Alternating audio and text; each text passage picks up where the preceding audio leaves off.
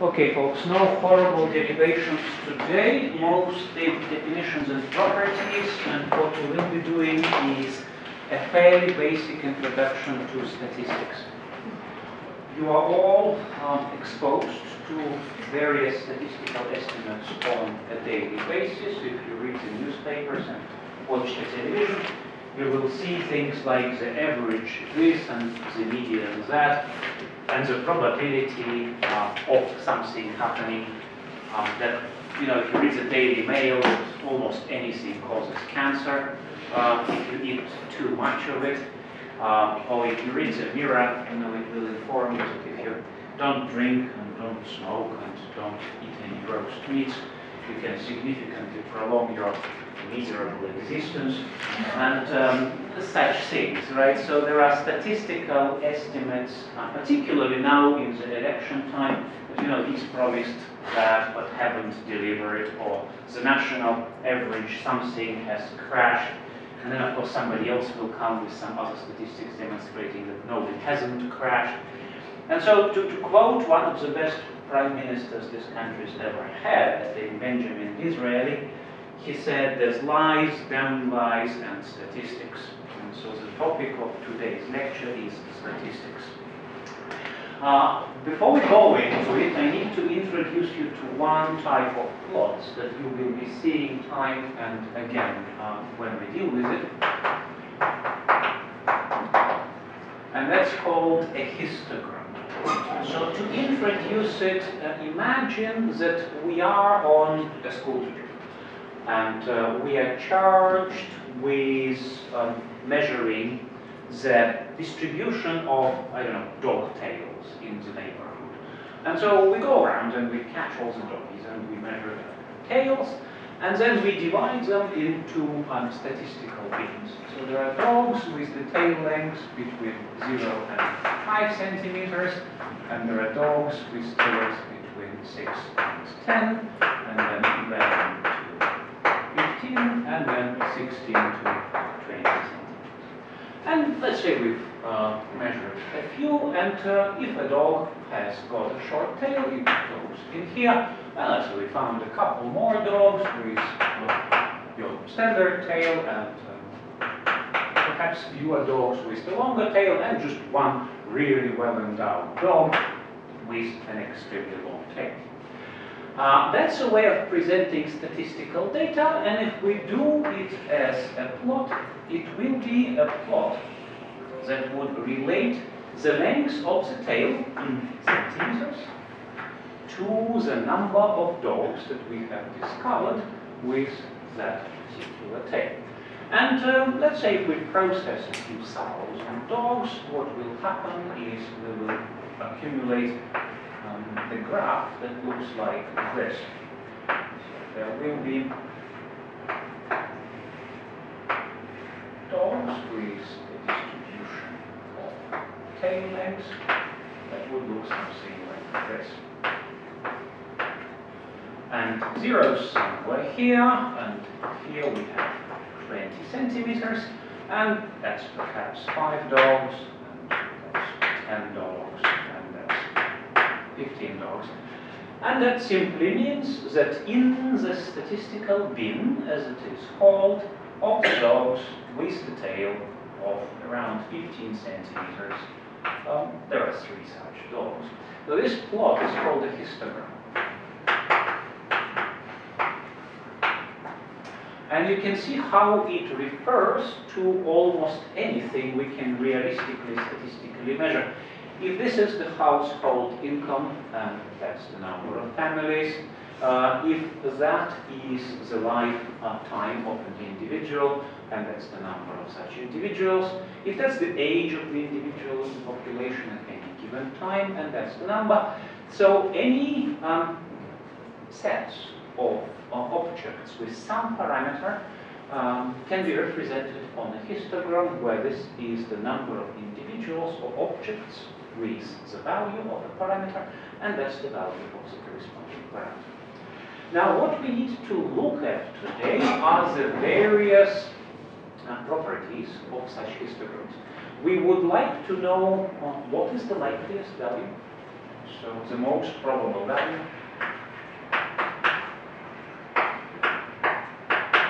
we would want to know what is the average value. We need to know the range of the data, how broad the distribution is. We need to know the various likelihoods and probabilities, and so this is all the subject of statistics. And today we will introduce all of these things and take a good look at the various properties insofar as time permits. From looking at the histogram, you can see that there are values that are unlikely. So dogs with extremely long tails are unlikely. Dogs with the tail of negative lengths are hard to even imagine and perhaps also unlikely. But then dogs with the tail in the range of 10 centimeters also are likely. And then there is a measure of how deviant an individual dog would be from the mean value. So this span, right, a measure of variability in the data.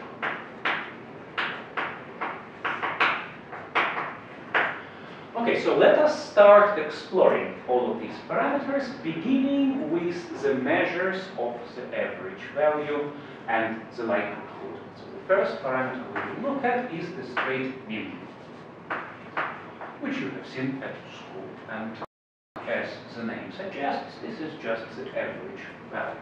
So if our parameter is called A, the mean is denoted with angular brackets like that, and that is just an arithmetical average. 1 over the number of measurements.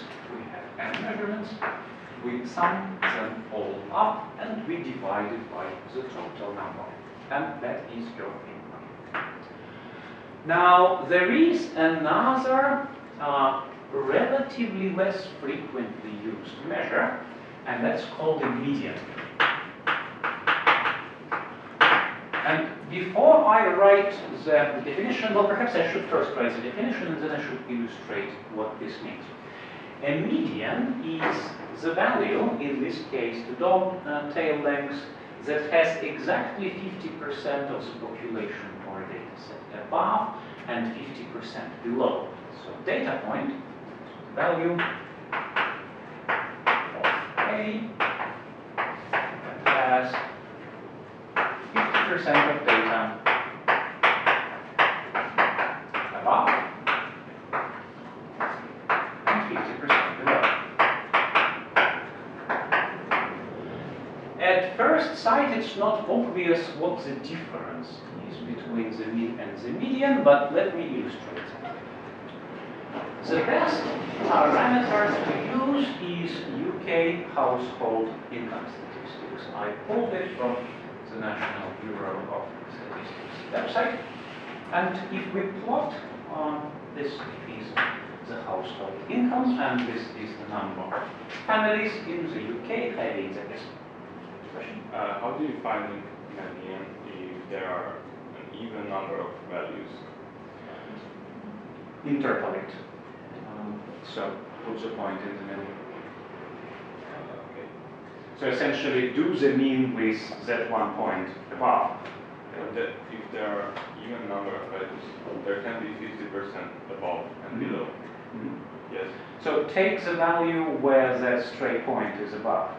Take the value where that straight point is below and average the value. Practical way of doing that. Okay. If you plot, we will plot it not as a histogram, but essentially as a continuous curve. It's called distribution function. If you take an infinite number of dogs here, for example, this will become a continuous curve because the number of beans would be very large, and because the population of the UK is large, we will just use a continuous curve rather than a histogram. So if you plot that as a tiny number of people with zero income for various reasons, but then the curve goes approximately like this. and it goes on and on and on. There's a small number of very rich people in the UK. Let us think about this. So this maximum, according to the Bureau of National Statistics, is at about 16K. Not a large number, right? This is household income, this is entire family. Then if you look at the mean of this distribution, this very, very long tail, it goes all the way to the next room, would bias the mean in the direction of large values. So actually, if you look at what the mean is here. And that's about 29K. That is mean. However, notice that most of the population is actually below this mean. Now, we have an election in this country in a few weeks' time, and if you are Boris Johnson trying to make the case for how well Conservatives did, that's a very bad situation. He would say, okay, the average household income is 29K. Most of the population would look at their bank account and say, oops, we are earning less than the average, let's vote this government out of power. They would go and vote for Jeremy Corbyn. However, if you divide it by the median, this line shifts, because the median divides this area equally. So if you look at what the median is, it's actually here, and it is at 23.5K. So this entire slice of the population, if you quote the median rather than the mean, by and large wouldn't know the difference because they haven't been to option module mathematics. However, they would look at the number and think, I'm actually voting above the median, I'm actually earning above the median household income in the UK. The government must be doing a good job. They would go and vote to keep Conservatives in power. And the difference, as you can see, is rather significant. So this is practicalities for various strongly non-symmetric distributions. The mean can be in a different place from the median. There's another parameter here, which is the most likely value, which is truly horrendous, very low, and this is this. It's called the mode. But I've yet to see a desperate enough politician to actually use the mode for the statistics. That is the third measure of most likely value.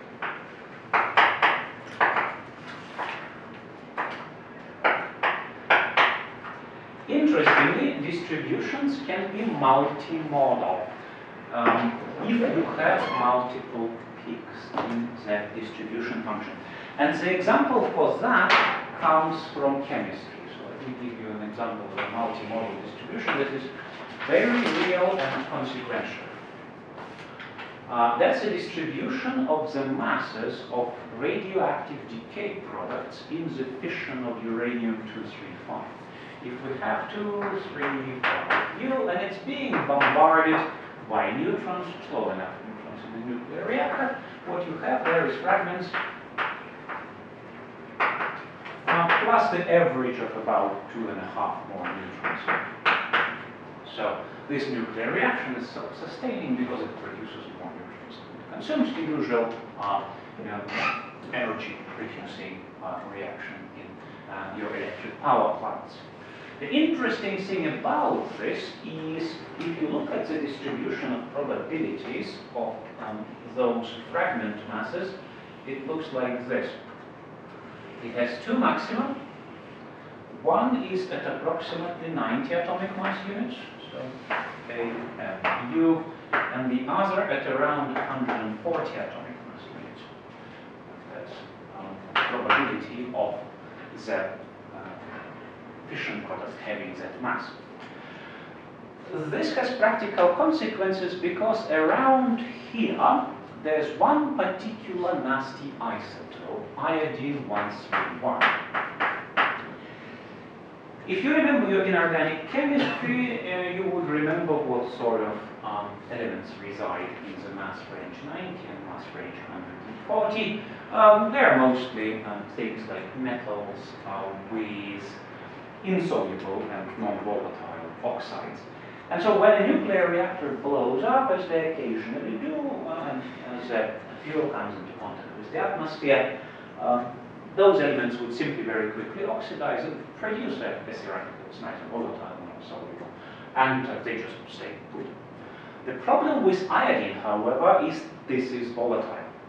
So when a nuclear reactor loses its outside shielding and containment, this iodine flies.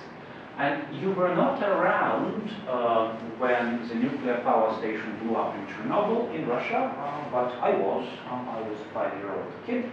And I do remember my mother feeding me large quantities of potassium iodide, which I didn't understand at the time why that's necessary.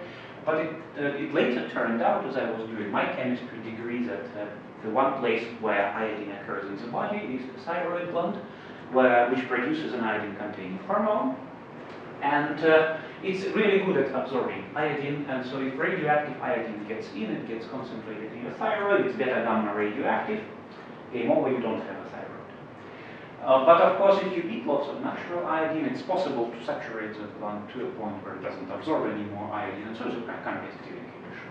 And so this is why potassium iodide is a reagent that's commonly encountered in radiation emergency kits. Okay, so that's this peak. That peak is straight at 90, and so there's a nasty isotope called strontium 90.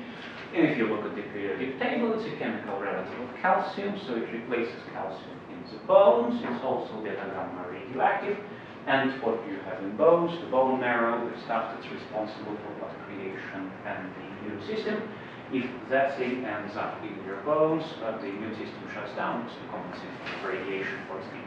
And so this is an example of a really nasty bimodal distribution with rather not have these maxima here, but they are there. And the ironic thing about it, if you calculate the mean or the median, they both occur at the point where actually barely anything ever occurs. So it's a strange distribution where the median and the mean are rather unlikely. However, there are two modes which are likely. Okay, so these three are measures of averages and the most likely values. What about the measure of spread, the variability? Let's think about how we can measure it. Remember what we did with the least squares method. We had to find a measure of deviation of each individual point from our line. And so here we'll do a similar thing. We will find a measure of deviation of each individual measurement from our mean. So this. And because the deviation can be positive as well as negative, we will use the square. And the definition of the variance of a statistical distribution is therefore as follows. Variance. VAR. A is the average value of the square of the deviation from the mean, so 1 over n sine to n, each value a k minus the average value of a squared. And this is exactly what I've described pictorially. We take each actual value, for example 15, we subtract the mean from it, so we get the distance, and we square it to make it positive, and then take the average. And so that is variance. The problem with variances, however, is the units. It's squared. And so if we are measuring our things in centimeters or kilograms or moles per liter or whatever it is, then it's inconvenient to have kilograms squared, centimeters squared, and so on. Such a measure is non-intuitive. And so if we take the square root of that, and that will return us to the actual units that we like, and the square root of the variance is called standard deviation. It's called sigma A. The square root of the variance of A. And the phrase standard deviation must have by now occurred somewhere in your laboratory practices. Now, the interesting property of variance is that when you add multiple random or uncertain quantities together, it's not the standard deviation that is added up. Funnily enough, that is variance. And so let us now look a bit closer at a property called additivity for these various things. Additivity.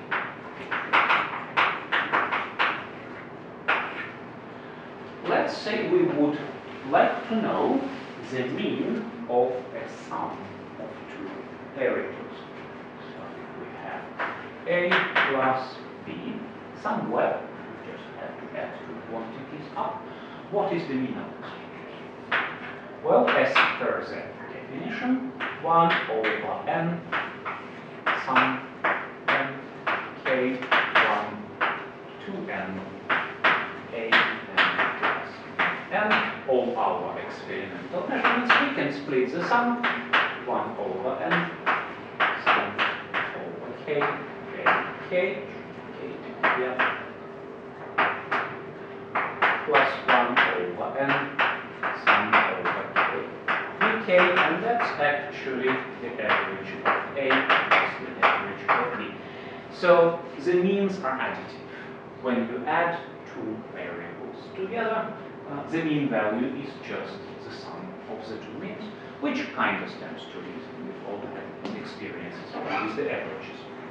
Well, let us, however, calculate the variance of the two quantities in exactly the same way as we did here.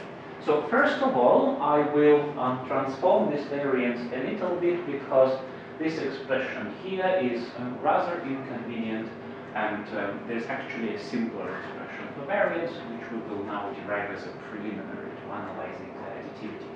So variance of A, as per the definition, is that 1 m sum k, A, k minus the average of A squared. Let us open up the square.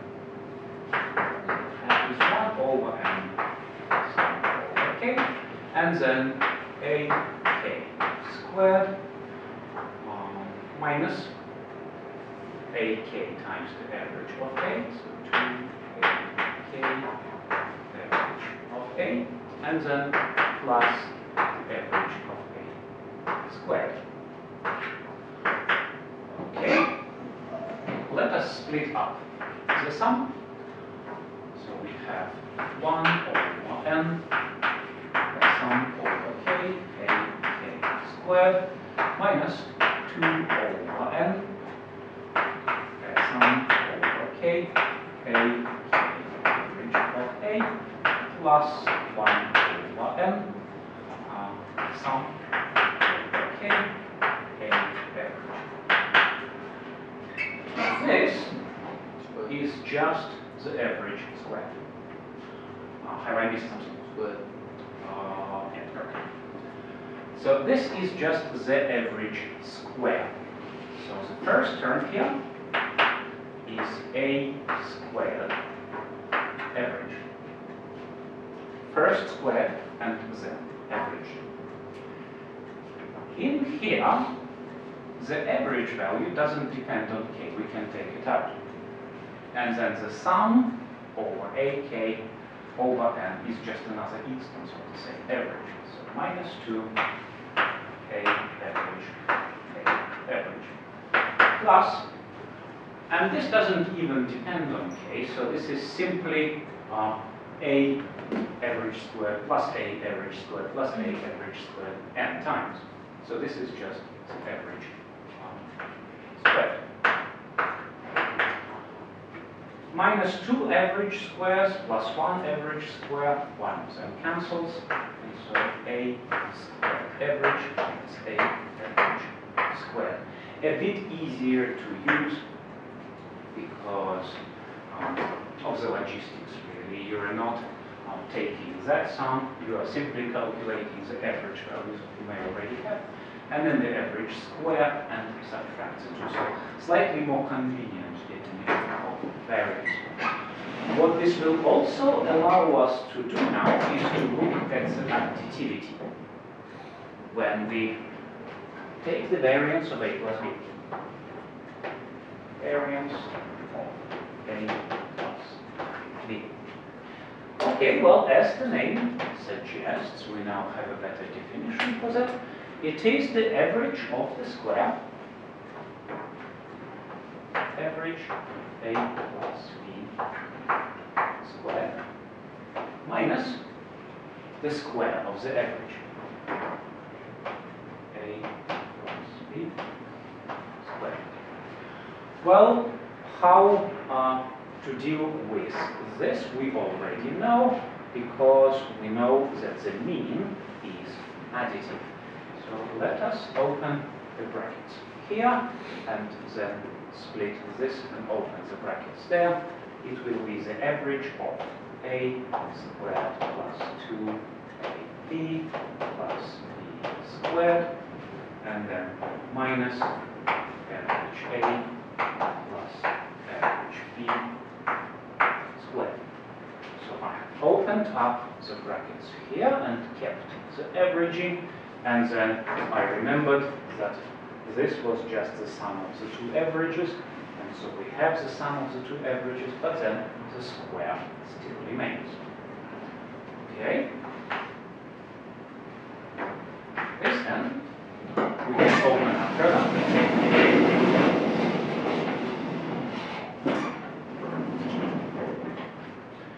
We have average A squared plus 2 average product plus average B squared minus average A squared minus 2 average A average B plus average squared.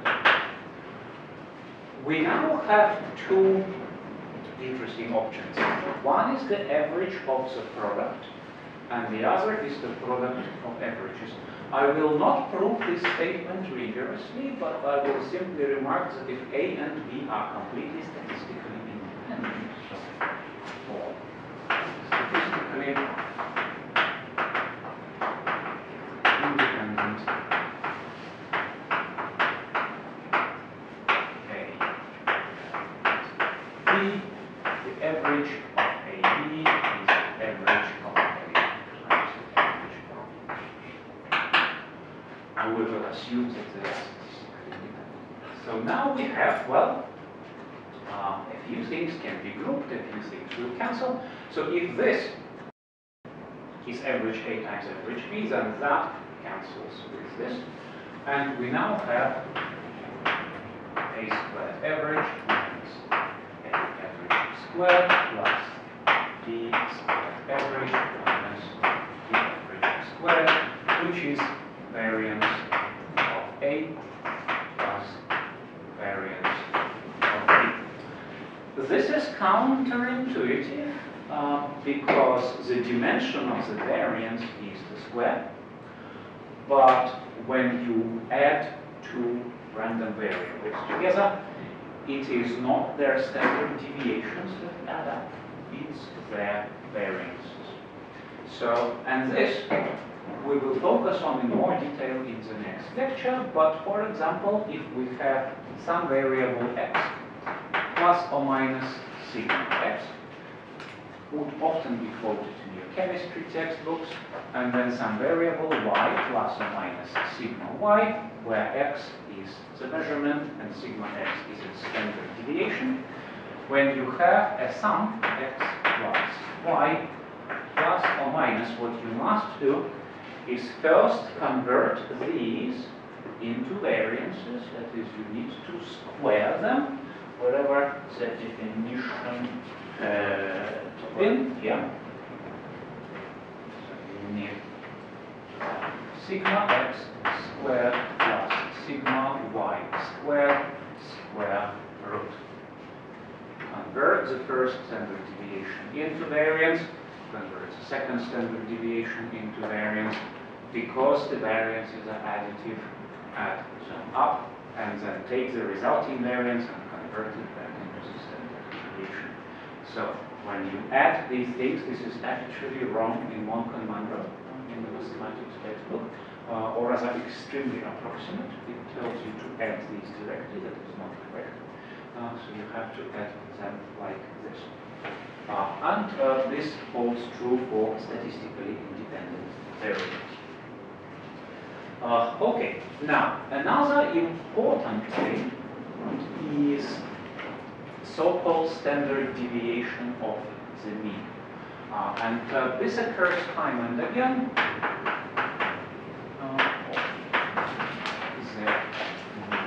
In situations when you are performing multiple experiments and averaging out their outcomes. It stands to reason that if you have performed an experiment once, you will have a certain error associated with it. But if you perform an experiment 10 times and average the results, you know intuitively that the average will be more accurate than a single measurement. But how accurate and why, we will now actually explore. So we are looking at multiple measurements, A1, A2, all the way to An. And we want to know the difference between sigma A, the standard deviation of each individual measurement, right? So how wide is the histogram on the individual measurements, versus the standard deviation of the average. So if we were to perform multiple average experiments, what would be the histogram of those? Clearly narrower, but by how much we do not yet know. Okay, let's try and find out. So, sigma of the average of A is the square root of the variance of the average of A. That, by definition, is variance of 1 over n, where n is the number of measurements, sum over k, k. So I just substituted the value of the mean. Well, variance, as we know, is a quadratic function. It has a average square and a square average. So if we take a constant multiplier, which is this, just the number of measurements, it's a constant, out of it we'll have to put a square in front.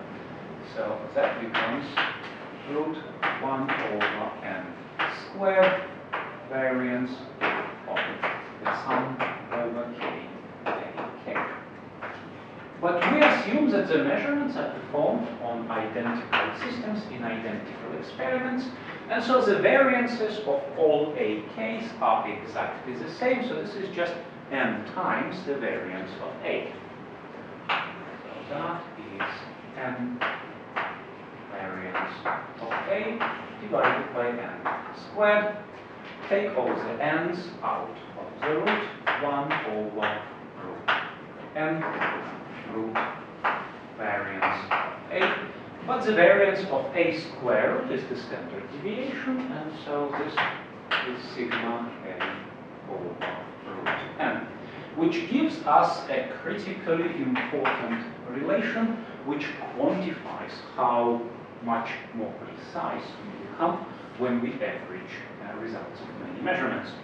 So the standard deviation of the mean is the standard deviation of an individual measurement divided by root of the number of measurements that we have averaged out.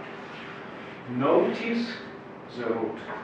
This is a mathematical formulation practically of the law of diminishing returns. If you have carried out 10 experiments, you are approximately a factor of 3 better. But if you've carried out 100 experiments, you are only a factor of 10 better. If you've carried 1,000,000 experiments, you're only a factor of 1,000 better. So actually, doing more and more experiments in the average does not improve your accuracy linearly. It improves it as a square root. So bear that in mind, and bear this difference in mind when you quote the standard deviation on the averages. Always remember this rule. Alright, the next thing that occurs very often and is used to no end in the mass media is something called correlation coefficient. Imagine that we have two variables, x and y, and the measurements look something like this. Just an unstructured cloud of points. Something like that. And then there's another pair of variables, b and a, where cloud of points is something like this. So it's really useful to have a measure of linear dependence between the two variables, and that measure is called the correlation coefficient, and it is defined by the... I will not derive it, we don't have the time, but the correlation coefficient between two variables, a and b, is the average product minus the product of averages. In this case, the two are not equal because variables can be statistically dependent, divided by sigma a times sigma b. So if a and b are completely statistically independent, we know that the average of a and b is equal to average a times average b, so the numerator will be 0. For completely statistically independent variables, the correlation coefficient is 0, and this is what we have here. If the two variables do depend on each other, then this will be non-zero. For a perfect uncorrelatedness, well, it's 0, and for the situation where they are on a perfect straight line, so I should say approximately 0 here, and the situation where they are approaching a straight line relation, this is approximately 1. The reason why this is always abused is that correlation does not imply causation. Let me give you a good example, which I've again pulled from this time an American Bureau of National Statistics. If you plot a graph where on the y-axis we would have the highway fatality rate in the US, so US road fatalities, and on the x-axis we will plot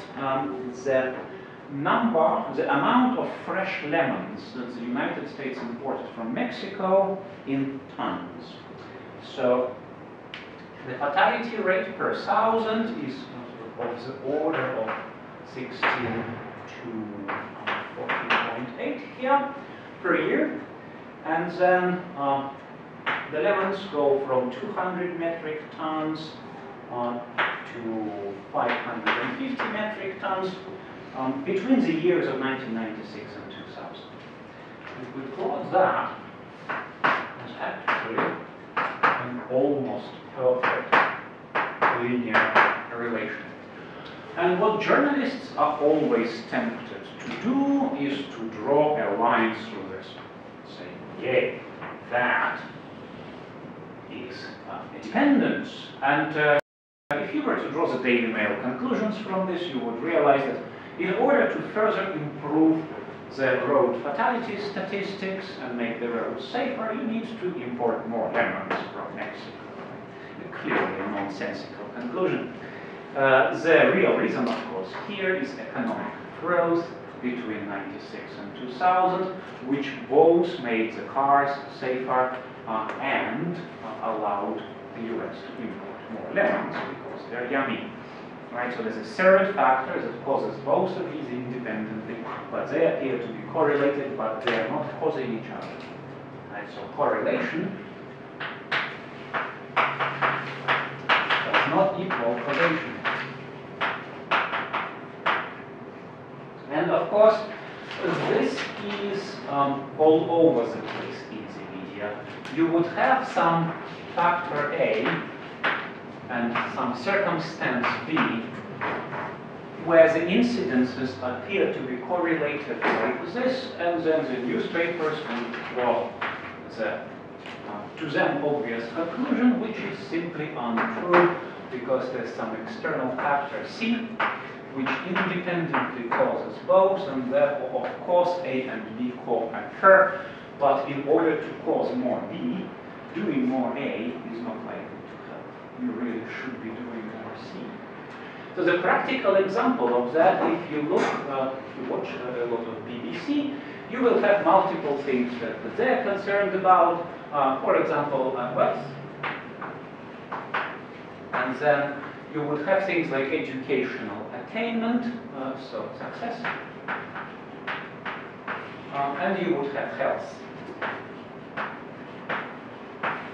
And the journalists have predictably observed that wealth co-occurs with success, and that wealth co-occurs with good health. And therefore they say, okay, well, let's make everybody wealthy, and then everybody would be successful and healthy. Well, of course, that's not true. There's a third factor in here, which I cannot name because I will lose my job.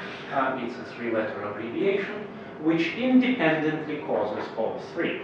But it is unpopular because it undermines the case for charities. And you see lots of such misconceptions around because people haven't been doing their statistics correctly, right?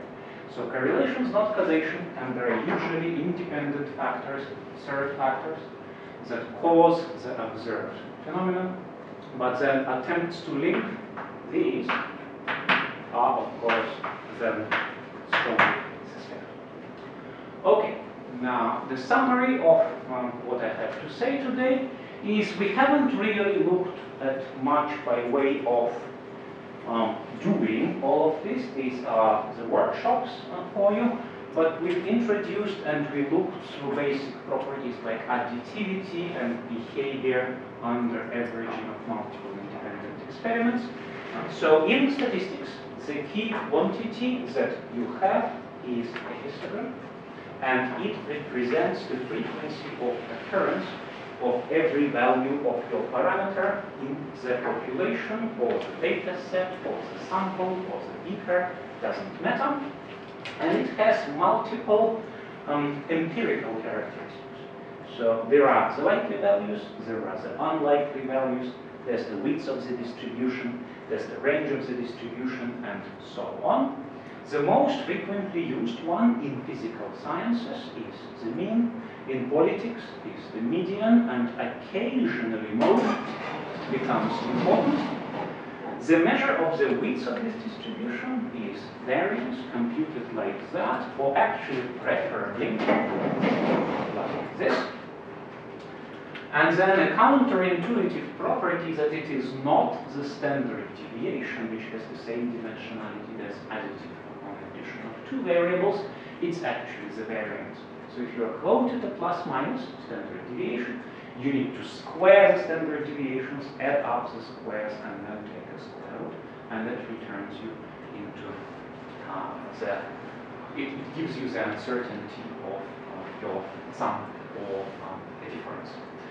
So this additivity you can demonstrate like this, and an important practical application of that additivity is the situation where we compute the standard deviation of the mean.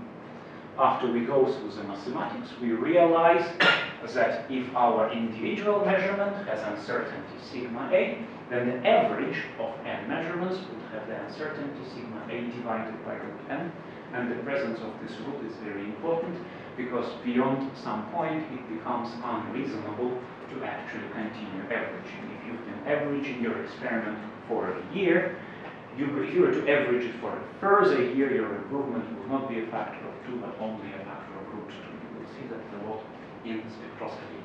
So the measure of linear, only linear, right? There are perfectly codependent data, for example, sinusoidally dependent, which would have a correlation coefficient of 0. But the measure of linear dependence is the correlation coefficient. And you've seen an example here, and you'll see another example in your workshop. that correlation does not imply causation, and unfortunately there's plenty of misconceptions related to that in all sorts of other statistics sources that you will be exposed to. Right, so you will be calculating all of that in your workshop. Any questions? Right, I'll see you in a bit.